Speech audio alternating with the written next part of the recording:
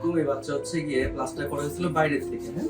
তখন হচ্ছে গিয়ে জুতো দিছিল কি নরমাল জুতাগুলো, ডিবি স্প্রিং যেগুলো ছোট জুতা, সরকারি জুতা, সেগুলি দেওয়া হয়েছিল। এরপরে বাচ্চা হচ্ছে পাটাকে চিকন হয়ে আসছিল, একটু গোড়ালি দিয়ে বাচ্চার পা চিকন হয়ে আসছিল। এরপর হচ্ছে গিয়ে আমরা এএফও ইউজ করতেছি, এই জুতা দেওয়া হয়েছে। এখন আলহামদুলিল্লাহ কারেকশনে চলে আসছে, তাই না? এখন তো গোড়ালি আগের মতো চিকনটা একটু ফুলতেছে, হ্যাঁ। এবং হচ্ছে গিয়ে জুতা পড়তেছে রেগুলার, ঠিক আছে।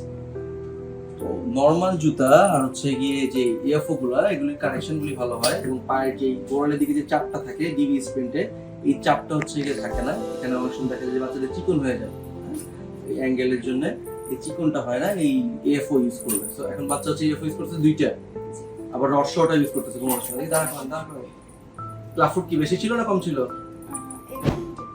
একেবারে ভিতর দিয়ে বাঁকানো ছিল। এখন আলহামদুলিল্লাহ ক্লাফুট কারেকশন হয়ে গেছে, পুরোপুরি ভালো। এখন ব্যায়াম করতেছে আর হচ্ছে গিয়ে জুতা পড়তেছে, ঠিক আছে। বাসা কোথায়?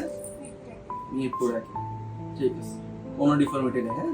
ব্যায়ামটা করতে হবে, যে ব্যায়ামটা সবসময় বলি, এভাবে করে ধরে এই 1 2 3 4 5 6 7 8 9 10, হ্যাঁ।